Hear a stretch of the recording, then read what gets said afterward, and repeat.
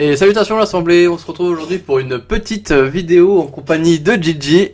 Ouais, salut tout le monde, une petite vidéo pour ceux qui arriveront à choper la ref.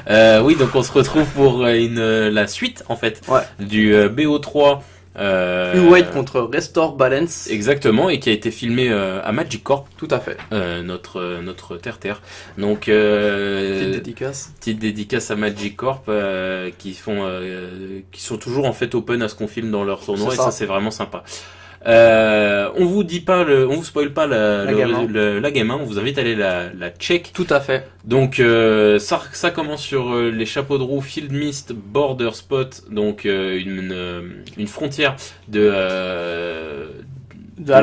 Azorius. D'Azorius. Ah oui, je sais pas comment ça s'appelle. Okay, ça vient d'Alara, c'est c'est un petit mana fixeur. Ça ressemble un peu aux anciens aux faux Ravland. Tu sais, en gros, tu dois remonter les faux Ravland ils donnent de mana. Hein. Comment? Les faux Ravland ils donnent de mana. Ouais, c'est vrai. Non, ouais, c'est quand même moins bien. Alors que là, tu dois remonter un lendemain et payer 1. Hein. Ah, c'est pay and return. Ah oui. Ouais, d'accord. Mais c'est au lieu de payer le coût, au lieu de payer 3, tu remontes un terrain. Ouais, enfin, tu payes 2 quoi. Ouais, tu payes 2. C'est bon. Mais tu peux payer 1 et retourner le mana avec lequel ça paye ton mana. Donc, U-White contre Restore Balance, est-ce que, Atoms, tu pourrais, en ce début de partie, expliquer Bien sûr. fait Restore Balance? Alors, U-White, comment ça fonctionne? Ouais, c'est ça. Alors, Restore Balance, c'est donc un jeu à cascade comme Living End. Donc, ta combo, elle coûte, ta carte, donc Restore Balance, coûte 0. Tu construis ton deck à faire en sorte d'avoir 3 ou plus de CCM sur tout le reste du deck. Tu dois avoir donc 8 ou 12 sortes de cascades qui vont chercher Restore Balance. Et qu'est-ce que fait cette fameuse carte? Elle fait que chaque joueur sacrifie un nombre de terrains égal au nombre de terrains du joueur qui en a le moins. Ok. Et pareil pour les créatures et les cartes en main. Pareil, et les créatures et les cartes en main. Donc du coup, comme on disait dans la une, c'est quand même un peu faible face à U-White pour le coup, qui joue beaucoup avec des Planeswalkers. D'ailleurs, je note que ça marche pas non plus pour les Arthos. Pas pour les Arthos, les enchantements. Ouais, enfin tout ce qui est non-créature quoi. Non-créature, non-terrain. Et non-terrain. Après, c'est quand même très puissant quand ça arrive en early de... Bah, ce qui est fort, c'est que ça détruit quand même pas mal de terrains. Genre, les terrains, ouais. Un jeu qui a quoi, moins de 20 landes, il va avoir du mal à peut-être les récupérer. Ouais, un humain, typiquement. Après, c'est là où est-ce que j'émets quand même des réserves sur cette combo. C'est tous les decks à faible taux de land jouent des vials, généralement. Ouais. Tous les decks qui ont vraiment besoin de land, c'est des contrôles, donc ils sont forts contre toi. Oui, mais après, le deck ne repose pas que sur... Restore Balance. Restore Balance, il a un kill, hein, parce que c'est pas un kill en soi, Restore Balance. Oui, c'est vrai, c'est ce que je... Bah alors, sans spoiler la game 1, mais du coup, oui, le kill... C'est une carte de kill, qui est quand même une violente 9-7. Ah oui, c'est machin Cérodon. Hein. Ouais, c'est un Cérodon qui fait que tu peux manger te manger toi-même tes artefacts ou tes landes. Ah, c'est bien, parce que ça accélérer sa sortie avec tes frontières. En fait, les frontières, tu les manges pas, tu vas manger tes terrains pour... en fait, que toi, t'aies plus de terrain, mais t'as tes frontières qui restent pour générer du mana.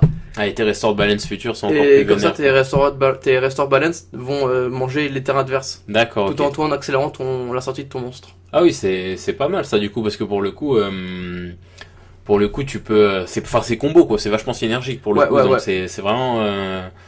C'est vraiment pas mal. Donc là, U-White qui pose quand même, qui aligne pas mal les landes, hein, on sent qu'il va être ready. Pareil, là où est-ce que U-White est quand même relativement fort contre ce genre de deck, c'est que bah t'as un side qui est vachement... on voit le Cérodon d'ailleurs dans la main. Ouais. T'as un side qui est quand même vachement open, quoi. Je veux dire, le side d'un U-White, c'est plein de cartes en x1, c'est plein de contres, plein de anti-bet, plein de machins. Bah plein de trucs un peu anecdotiques, genre en mode tu vas avoir un contre pour bloquer les sorts qui coûtent 4 ou plus, un contre pour bloquer les sorts les sorts incolores, un contre pour bloquer les sorts à 2. Voilà, donc ce que Atoms veut dire, c'est que voilà, ils ont un side très Greater Gargadon. Voilà, non, c'est Gargadon. Si, c'est Cérodon. Non, c'est pas Cérodon, c'est Gargadon. Sacrifice un artefact, creature or land, remove a time counter. Ok, activate ability. Ok. Recherche sur Ascantal, l'une des meilleures cartes du moderne, on va pas se mentir, c'est une carte incroyable. Probablement l'une des meilleures cartes d'Ixalan en fait, puisque c'est l'une des seules qui est jouée en moderne, quand je réfléchis 5 minutes. Ixalan, extension au background magnifique, mais très peu exploité dans les formats éternels. On cherche Ascantal, hein, c'est pas mal. Ouais, mais c'est tout. C'est tout. Quand tu vois que Return to Ravnica, ils t'en sortent. Enfin, Return to Ravnica, je connais pas le vrai nom, mais. Ah, la Return to Ravnica. Exactement. Exactement, te sort Assassin's Trophy. Et tout plein d'autres trucs. Et tout plein d'autres trucs, ouais, donc. Des genres de Snapcaster Mage. Tout à fait. Donc c'est un peu dommage parce que pour le coup, d'ailleurs je sais pas ce que vous en pensez là pendant que la game se stoppe un peu, mais personnellement moi je suis pas trop fan de revenir sur Ravnica même si c'est un plan que j'aime beaucoup. Et qu'il y a des cartes très sympas. Voilà, mais je suis plutôt pour l'originalité de Wizards plutôt que toujours des return to return. Parenthèse fermée, supplication ardente qui est jouée. Oh, ça joue Nihilite. Ça joue aussi des Nihilites. Oh là là, beau jeu, Nihilite. Mais qui va partir dans la cascade, bien sûr. Ouais, parce qu'il coûte 6. Donc il y a... il a dû lire la carte carrément. On rappelle quand même que ce match est quand même en featuring d'un gros joueur de Magic, probablement l'un de nos tout meilleurs de l'Hexagone. Tout à fait. Donc on est content de le filmer. Donc Jean-Emmanuel Despraz aka J-Rock, qui a quand même fait des grosses perfs sur les GP, qui a quand même fait un top 8 avec Traverse Shadow il y a quelques mois. Donc c'est pas la moitié d'un comme on dit.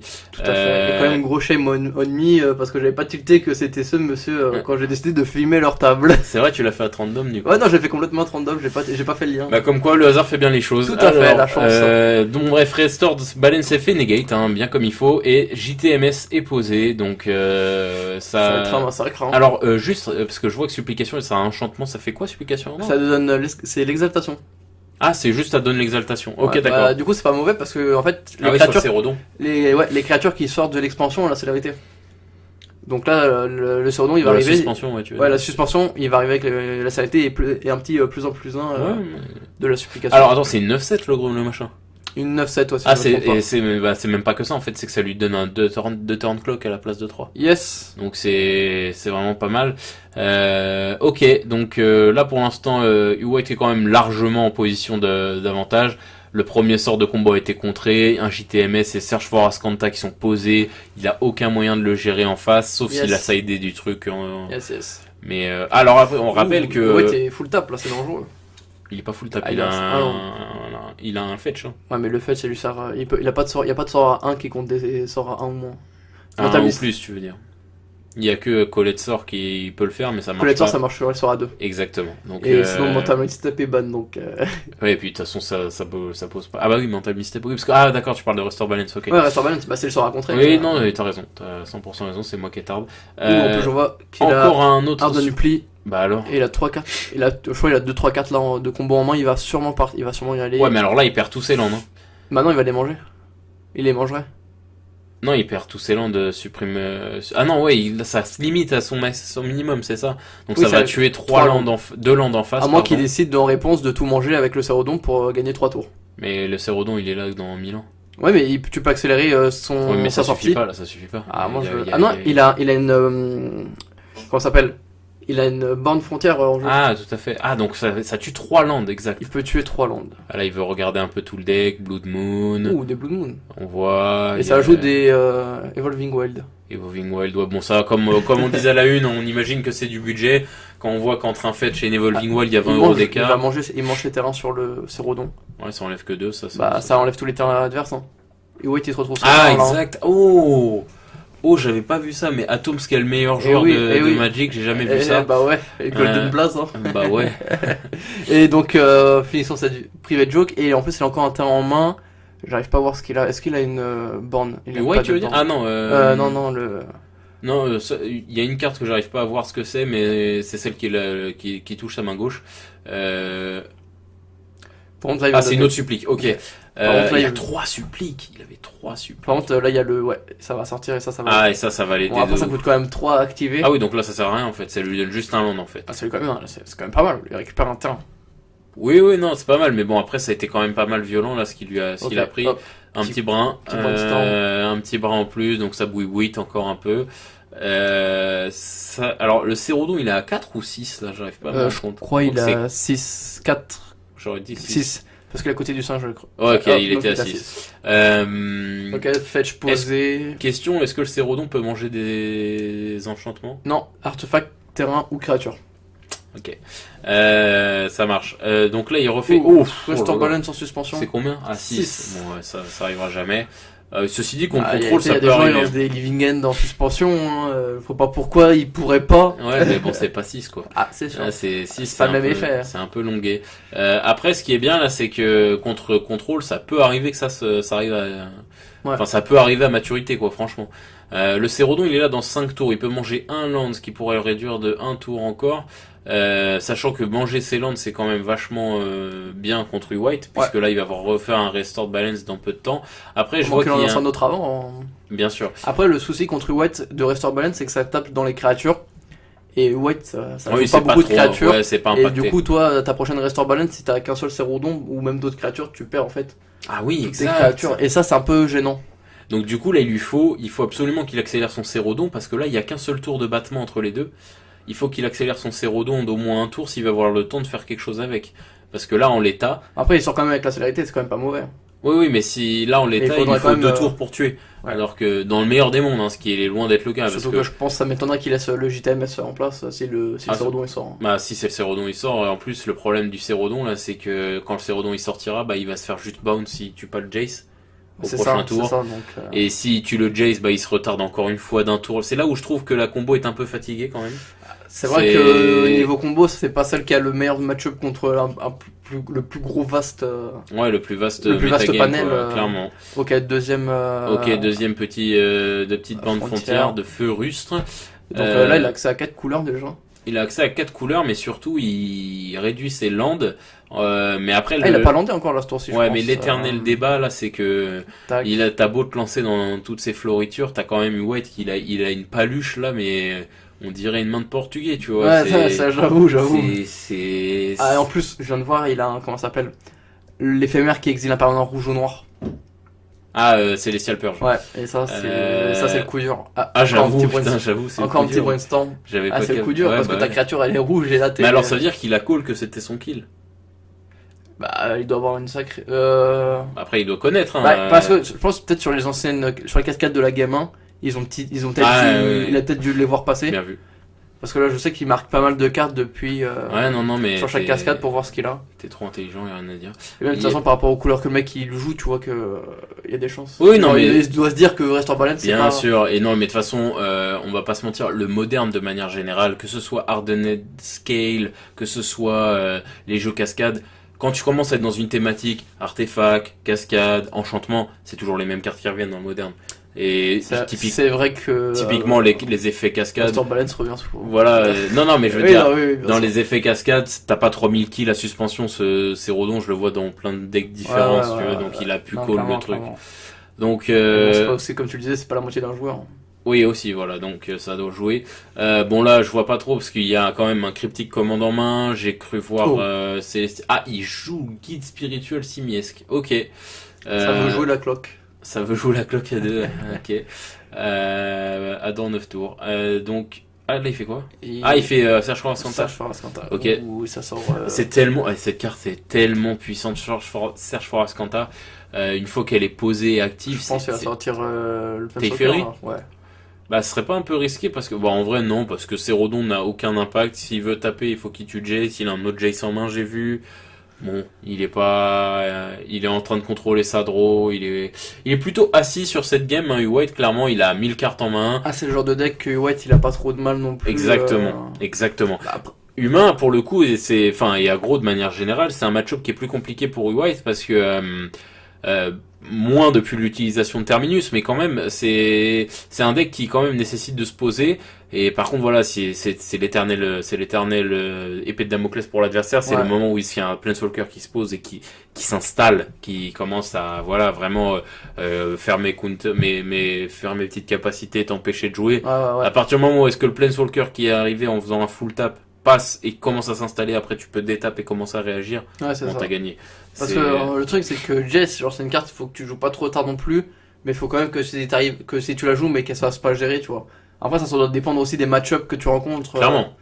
Là c'est un match-up qui lui permet de le faire. Il peut se permettre de go. C'est aussi l'un des points faibles de Combo, là où est-ce que Combo le main, le principal point faible de Combo, c'est sa linéarité en fait, c'est son manque d'interaction. Là où est-ce qu'un UR Storm n'a pas trop de problème à ce niveau-là, dans le sens où est-ce que il s'en fout d'interagir ou pas, t'es 3, t'es mort. Là où est-ce que d'autres combos comme Living End et Restore Balance par exemple sont plus en difficulté, c'est qu'il leur faut plus de temps pour kill. Déjà la combo elle part tour 3, minimum. Dans le meilleur des mondes, quoi. Enfin, dans le meilleur des mondes, exactement. Genre, encore Living End, si tu peux pas partir T3, si t'as pas alimenté un minimum ton cimetière, tout ça. Et après, tu dis, ouais, tu joues contre contrôle, donc tu peux laisser le truc attendre un peu, quitte à se dire, ouais, il va te full tap et jouer en réponse. Ouais. C'est un peu plus compliqué à jauger la façon de jouer contre un contrôle Ouais, c'est très sur différent. ce genre de deck. Bah, j'ai tendance à dire de manière générale que les combos, il y a Uerstorm et les autres, quoi. Ouais. T'as Uerstorm qui est hyper régulier. J'ai déjà fait un Factor Fiction sur le sujet, entre autres. Voilà, il est hyper régulier et il tue très tôt. Ouais. Comparé aux autres combos du format qui sont plus lents et qui en plus de ça moins réguliers. J'ai toujours tendance à dire, à part quand c'est votre deck de cœur, qu'il n'y a aucune raison de jouer un autre deck combo que Storm, ce qui est l'inverse des autres archétypes. Hein. Control, t'as des avantages à jouer White ou Jeskai, et aggro, t'as des avantages à jouer humain ou autre chose. Enfin, t'as d'autres decks combo aggro qui sont... Ce qui est moins le cas de combo. Il y a une Restore Balance qui est posée, qui s'active, donc White perd tout. Pourquoi il mange pas sa créature, là? Il l'a fait, c'est bon. Ouais, il l'a pas... Oui, mais il l'a mangé avec la Restore. Oui, c'est ça. Ouais, mais il l'a pas mangé avec son Cérodon. En réponse, tu voulais dire, pour pouvoir le... Ouais, c'est peut-être un miss. Mais après, ça se trouve, c'est peut-être parce que... c'est parce que c'est le tour adverse... c'est le tour adverse du joueur U-White, et du coup, bah, il se l'aurait fait bounce. Ah, oui, tout à fait. Ah, bien vu, tout à fait. Donc là, il y a une île, boom, sérum, vision. Alors, en vrai, de vrai, le U-White est pas frais. Le White est pas frais, parce que là, la Restored Balance, je l'ai pas vu venir. Je pensais, moi, je regardais que celle qui était en suspension. Mais... Dans 2 tours, elle arrive, je crois. Hein. Ouais, dans 4 tours.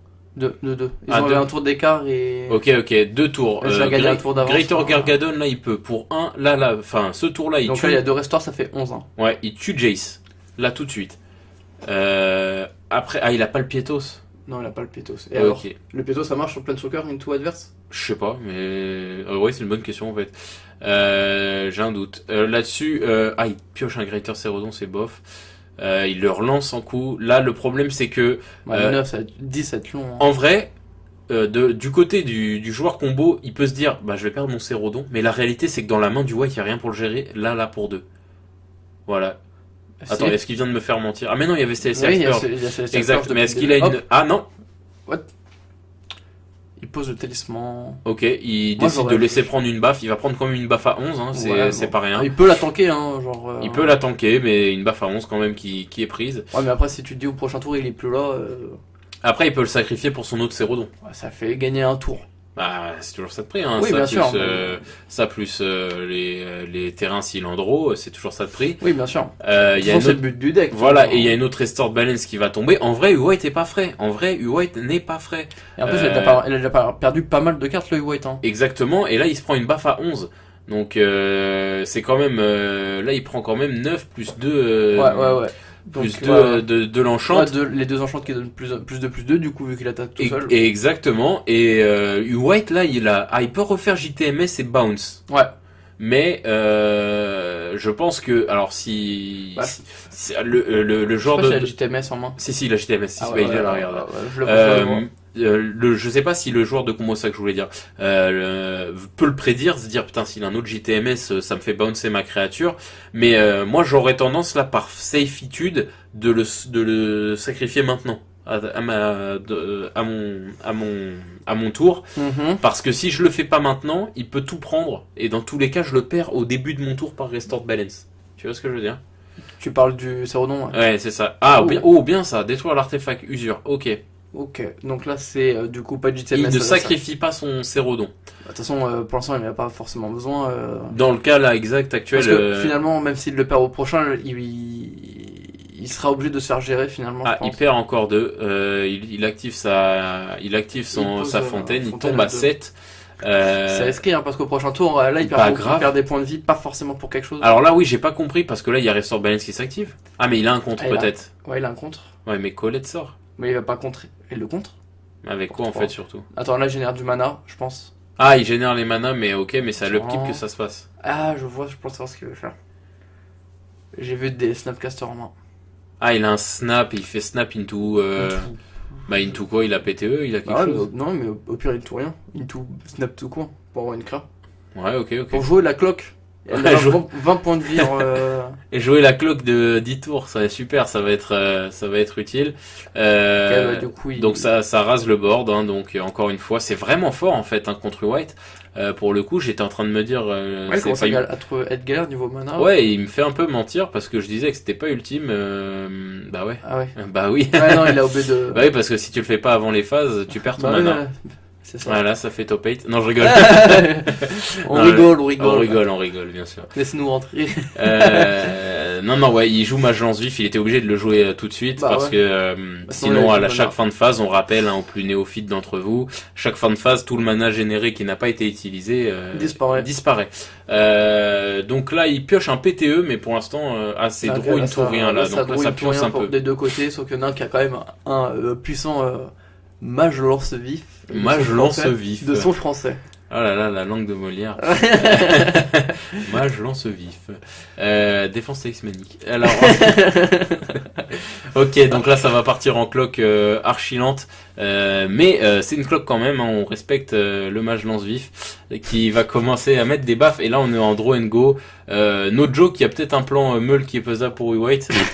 Plutôt pour contre White. Contre White, ouais. Non, on rigole un peu parce que là ça se pose un peu. Ouais, on sent que White joue la montre. Exactement. La cloque. Alors on dit ça nous en rigolant, mais l'un des kills du White malheureusement. Hein, enfin, heureusement ou malheureusement, ça dépend pour qui. De notre côté, non, c'est malheureusement, mais pour eux, c'est heureusement. Voilà, je ne jugerai pas. C'est ciel colonnade.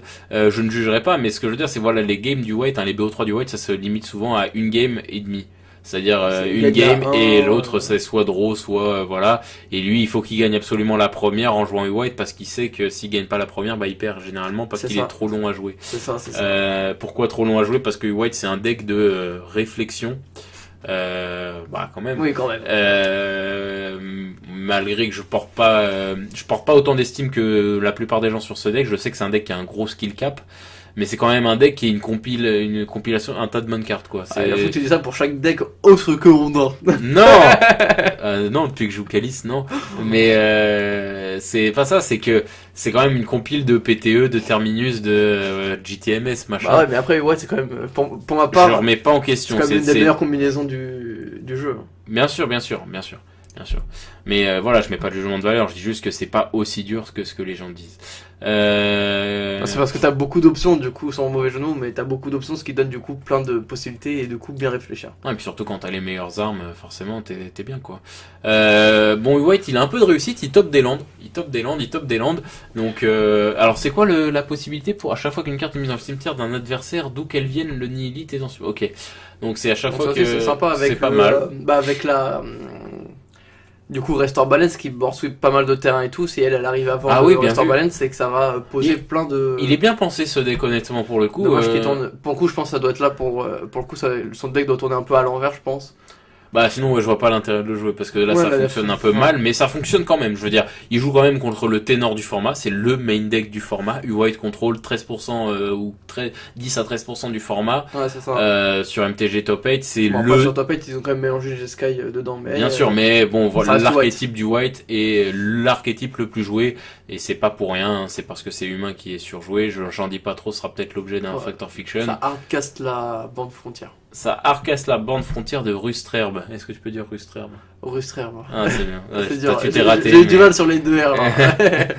Je savais que t'allais fail. Et un autre Mage Lance Vif qui diminue ce qui divise encore la cloque par deux. On sent qu'il veut finir rapidement. 24 minutes de partie, il veut finir rapidement.